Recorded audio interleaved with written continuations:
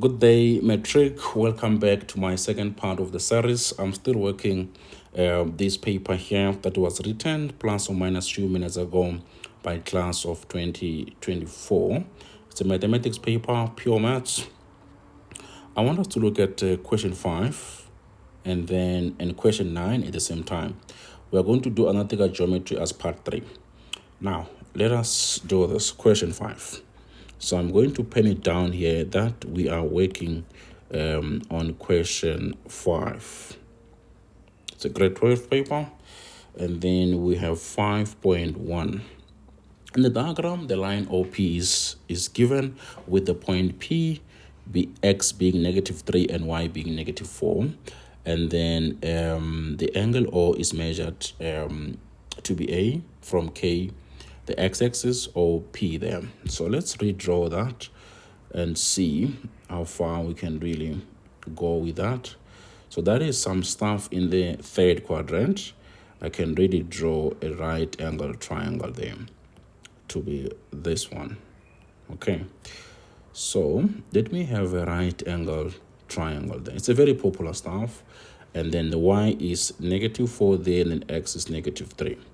And then O is the origin, and then P is the point there. So now this whole angle there is going to be given by A. Okay, so we need to find the distance of OP. So OP is going to be the radius, so that is going to be OP squared equaling to the sum of the x squared there. It's Pythagoras theorem. So x is -3, and then you square that plus y is -4 squared. You must give a reason here. It's Pythag theorem. Okay, it's Pythagoras theorem. So therefore, you can say that OP is equals to 5 units. Okay, that is 5 units. Let me pen it down here. That is 5. Now we want to answer some questions. Let's see how we are going to answer those questions. The first one is 5.1.1. We want to find the cos of A, which is basically the adjacent of that triangle over the hypotenuse. So that is precisely -3/5. So you get a -3/5. Hypotenuse is the OP there. And then 5.1.2, determine the value of cos 2A. So cos 2A has 3 versions. You can use 2 cos squared of A minus 1 because you have the value of cos A. Well, you're going to get a cos of -3/5, and then you need to square this minus 1. And then I'm going to type that on my calculator. I have 2 into -3/5. I need to square that, take away 1. I'm getting a -7/25. Okay, so if you love the sine one, you can say that cos of 2A will be 1 take away 2 sine squared of A, which will be 1 minus 2 into sine. So sine from the diagram is the opposite of hypotenuse, which will be -4/5. So you get a -4/5, but don't forget to square that. I type that, I get 1, take away 2 into -4/5. I square that, I'm going to get the same value of -7/25. Even if you can use the cos squared minus sine squared, the answer will be the same. Maybe I should just pen it down for the benefit of your attention. So cos 2 of A is the same as cos squared of A, take away sine squared of A. Well, you have a cos which is -3/5. You need to square this minus a -4/5 for sine, and then let's see what you get. I'll put -3/5, you square that minus -4/5, and then you square that, you still get a -7/25. That's what you get. It's worth 2 marks what we have done there. Now the next question, they are giving it 4 marks. That is 5.1.3. We need to find the value of sine of A take away B if So if it's a condition, you have a sine of b, which is equals to 4 over 5. Okay, so this is another diagram, but where b is in between, 90 degrees and 360 degrees. So let's draw another triangle for this. All right, so that is going to be my cast diagram. Let's check where is sine positive, because this number is a positive number, right? So sine is positive in this quadrant and that quadrant there. And then now they say that the angle must be from 90 to 360. So 90 is here. So we're talking about this region and that region there and that region, but sine is positive. So where is that? Is in the second quadrant. Therefore, I'm going to draw my diagram in the second quadrant. So think about it, and then you have a right triangle there. Maybe I can draw it nicely. There we go. We have another triangle for B. So you have opposite, which is going to be 4, and then you have that to be 5, and then you just need to get the adjacent there. So this whole angle now is going to be B. Therefore, you get a negative 4 there. If you work it out nicely, that is Pythagoras theorem. All right. So you can say that x is equals to negative 4 there. Use Pythagoras theorem. So this is by Pythagoras theorem. You know that. So let's work it out, that sine of that angle there. So you have a sine of A take away B, which is going to be equals to, this is going to be sine of A multiplied by a cos of B. Because the sine is going to continue with the negative there, you have now a cos of possibly A multiplied by a sine of B. What is sine A? Sine A, you have it there. That was negative 4 over 5. So you get negative 4 over 5 cos B. Cos B, you're going to come here. So cos B from this particular stuff here is going to be a negative 4 over 5 as well. This is cos B. And then minus cos A. Let's go check cos A. Cos A was negative 3 over 5. So I'm going to put the negative 3 over 5 multiplied by sine B. Sine B was given, I think it was 4 over 5. Okay, or you can also take it from there. That is 4 over 5. So I'm going to put a 4 over 5 there and try to work it out.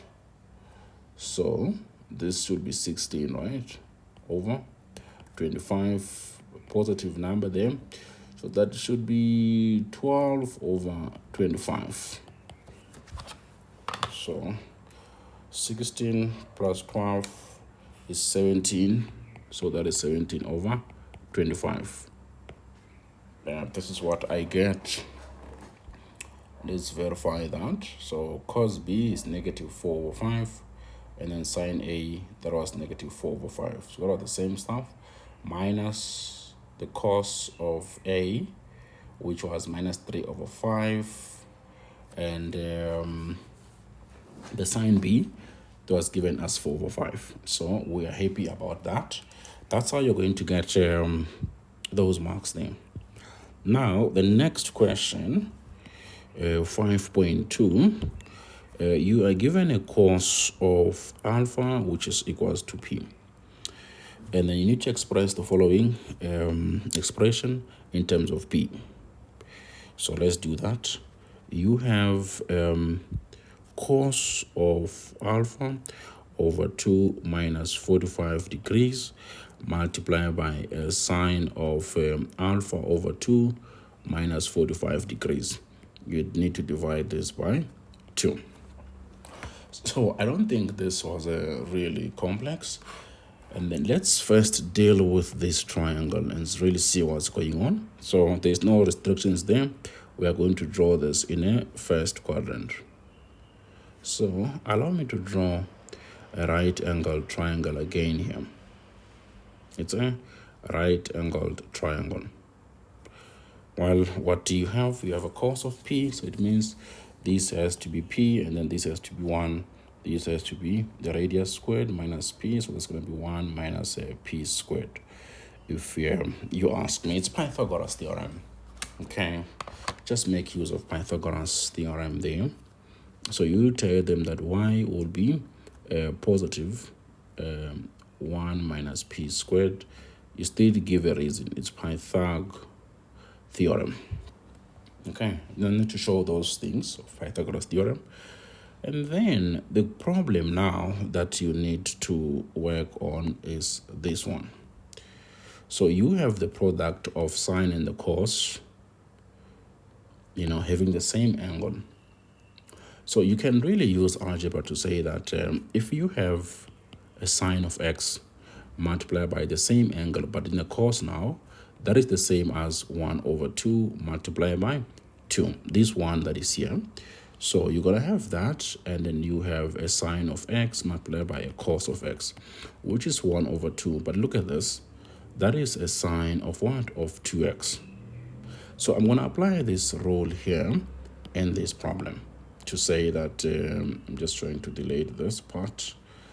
Let me delete. Oh, the same thing is happening.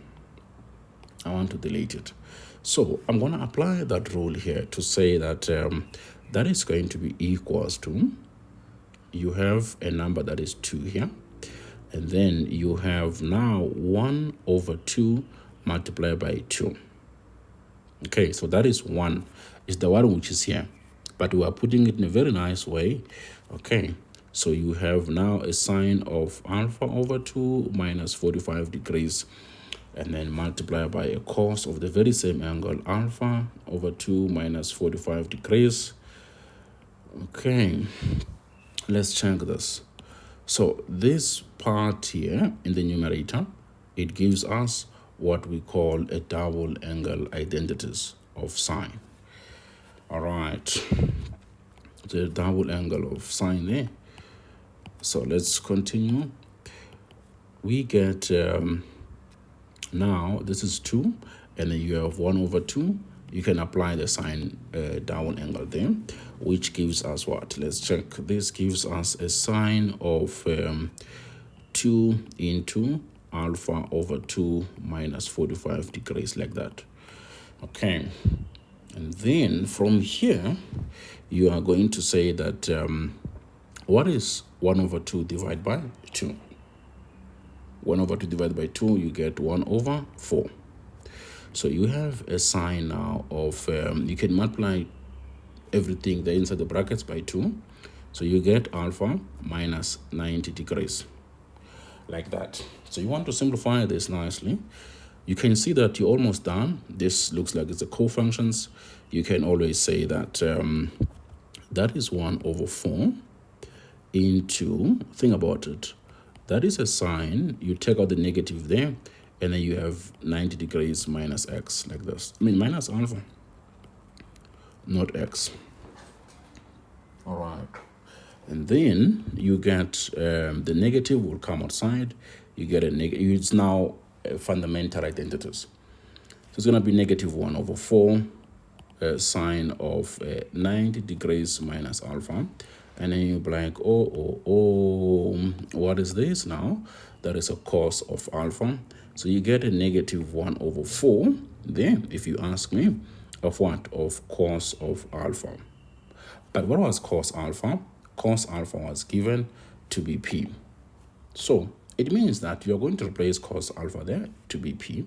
And then the answer boils down nicely to be negative 1 over 4p. All right, to be negative 1 over 4p there.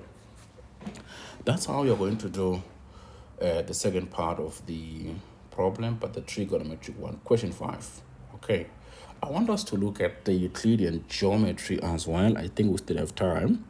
Let us look at question 9, And then the theorem, I won't prove that, but I can always post the solution for that. Okay, so let us look at question 9 while we still have time in our hands. So question 9 of this,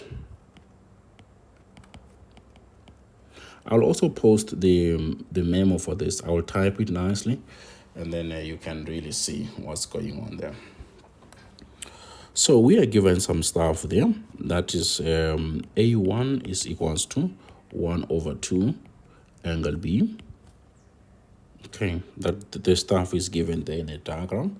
So you can always play this and say that is 2 angle A1 is equals to B. It's the same stuff, just to really run away from fraction. They say calculate with reason the size of angle A1. So you look at angle A1, you observe that carefully. This is angle A1 here. So this angle and that angle, they are exterior to that angle because ABCD is slightly quadrilateral. So angle C1 is exterior to that angle A as a whole. All right. So let's try and work it out. Okay, on this side now. Let me put a B there. So I'm going to erase this and say that if you observe C1 carefully, that is 9.1. So C1, angle C1 is going to be equaling to angle A1 plus angle A2. If you ask me, what is the reason there? It's exterior angle of a triangle. So now substitute and give them a reason. So C1, that is 86 degrees, equaling to angle A1 plus angle A2, that is 46 degrees. You give them a reason. This is exterior angle of a cyclic quad. Okay, it's exterior angle of a cyclic quad there. So it therefore means that angle A1, if you work it out nicely, you can always use calculator there. I don't think it's that bad. So let me do it for you. You say 86 minus 46. 86 minus 46, I'm getting a 40 degrees here. I'm getting a 40 degrees. If I solve A1. So A1 is 40 degrees apparently. Okay. And then the next question, 9.2, what are they saying? Prove that AD, where is AD? This AD is equals to DC. So we need to prove that this length and that length are equal. So if you can prove that their base angles are equal, all right, if you can prove that the opposite angles are equal, the base angles basically, you will have proven that the sides are equal. So now we need to prove that angle A1 and angle C2 there are equal. So if you can prove that, therefore their sides will then be equal. Okay, so let's get this. How can you get angle C2? You have A1 already to be 40 degrees. So that means you need to prove that angle C2 is also 40 degrees. Apparently, you need to prove that C2 is also 40 degrees. Let's prove that. All right, how do you then do this? I don't think it's that bad. All right, so you were told that angle A1, twice A1 is equals to angle B. That was the information which you were given. It means that angle B is equals to twice 40 degrees. You say that is 80 degrees. Okay, that is angle B because of the information which you were given. So it means angle B is that. Now, can you find angle D? Because it's going to help you to get angle C by sum of angles of a triangle. So let me also get angle D. So angle D is opposite angles of a cyclic quad. You will have 180 minus 80 there, which is equals to 100. Okay. What's the reason? This you must pen it down. It's opposite angles of a cyclic quant.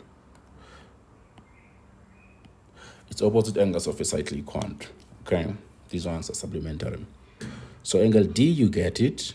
Now you can say that angle C2 is equals to 180 degrees minus A1.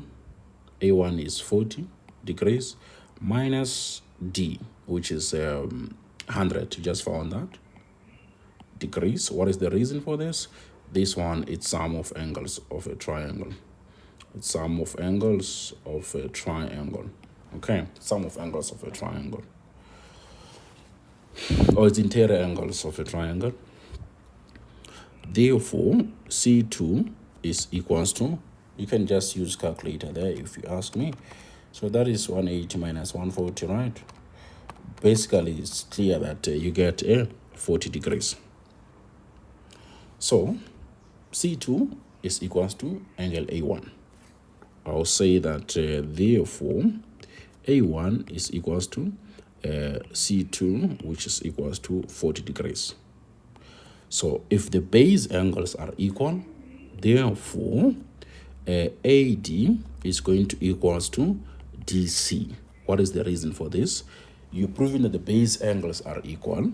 So you say that this is the sides opposite angles that are equal. Side opposite angles are equal.